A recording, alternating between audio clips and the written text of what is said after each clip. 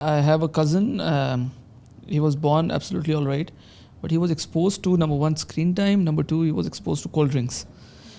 اور اس کو 4 سال کی عمر میں اسپیچ تھیراپی کروانی پڑی. کولڈ ڈرنکس جو ہیں وہ شوگر, ایگزیکٹلی شوگر, تو وہ اتنے بچوں کو چلیں اسکرین ٹائم تو پھر بھی پیرنٹس اگر مینیج کر لیں, جو خوراک ہے وہ ٹاڈلرس کو اسپیشلی وہ کیا دینی چاہیے. آپ کو پتہ نا ہمارے جو گرینڈ پیرنٹس ہیں یا جو بزرگ ہیں وہ کہتے ہیں 6 مہینے کا ہو گیا تو شہد دے دو, یخنی دے دو, چکن, مطلب اس طرح کی ساری چیزیں. تو پیدائش سے 2 سال تک بچے کو ایسی کیا خوراک دینی چاہیے جس سے وہ ایک جو ہے وہ بہتر فیل بھی کرے گا اور کوئی پرابلمس بھی نہیں ہوں گی, میڈیکل سائنس کے زاویے سے میں کہہ رہا ہوں. اور اس کے بعد جو ہے کتنے عرصے تک یہ کولڈ ڈرنک سے اسپیشلی بچے کو دور رکھنا چاہیے ہم لوگوں کو. دیکھیں جو پہلے 6 منتھس ہیں اس میں تو مدر فیڈ کے علاوہ کچھ بھی نہیں دینا, پانی بھی نہیں دینا, شہد بھی نہیں دینا, کوئی میٹھا پانی, نمک والا پانی, اس طرح کی کوئی بھی چیز نہیں دینی. بچے کی کڈنیز بہت زیادہ ویک ہوتی ہیں اور اس کو آپ جب چینی, شہد یا اس طرح کی کوئی چیز دیتے ہیں تو وہ ان کے لیے مشکل ہو جاتی ہے وہ چیز ابزارب کرنا. بوچولزم آتا ہے بچوں میں, مسل ڈس آرڈر ہے ایک جس جو ہنی کی وجہ سے ہوتا ہے. ہمارے کلچر میں بہت زیادہ ہے, ایک چیز عام ہے کہ بچے کو شہد چٹا رہے ہیں. یہ کس ایج تک؟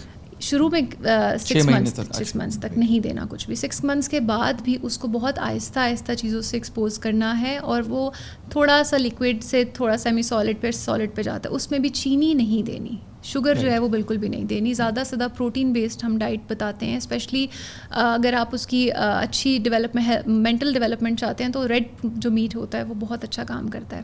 تو ریڈ میٹ سے بنی ہوئی چیزیں, چاہے وہ یخنی ہے یا کسی بھی فارم میں آپ دے رہے ہیں, تو وہ اس کی بیسٹ اس کے لیے کام کرتا ہے. کاربز آپ دے سکتے ہیں لیکن شوگر, کاربز یا بہت زیادہ جو کین فوڈ ہے یا چاکلیٹس, آئس لالیز, یہ چیزیں پروسیسڈ فوڈ جو ہے یہ اوائڈ کرنا پڑتا ہے.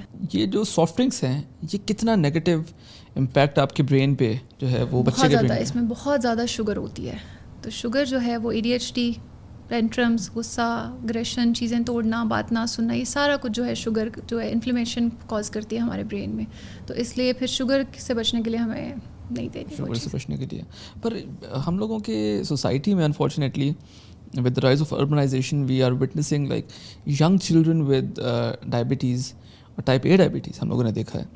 تو آپ اگر ہم گورنمنٹ لیول پہ دیکھیں تو ڈو یو تھنک کہ کوئی ایسی اویئرنیس کیمپین, کوئی اس طرح کی چیز کو پروموٹ کرنے کے لیے کہ یہ چیزیں ختم ہونی چاہیے, اس طرح کی کوئی کیمپین گورنمنٹ چلا رہی ہے یا ہماری گورنمنٹ کی اس وقت پرائیورٹی میں یہ چیز نہیں ہے؟